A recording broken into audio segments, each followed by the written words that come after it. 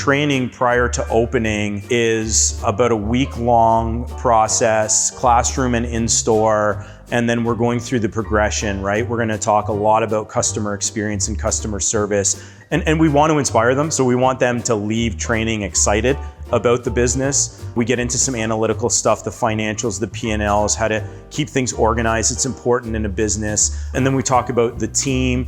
How do we staff up? What are the different avenues? At Starks, we've developed a lot of relationships with hair schools, and there's a lot of things that we do.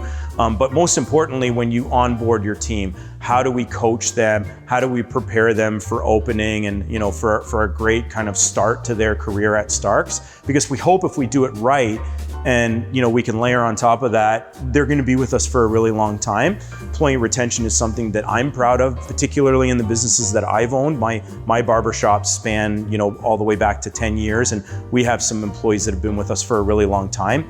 And I think that comes down to how you train them in the beginning, and then they see success and build their business within your business. And then it gets really exciting for them and hard for them to leave, obviously. So we go through all that stuff in training so that the franchisee is confident and inspired, and that makes for a great first quarter owning a business. Then we come in, we do our review, and we just start building on top of that.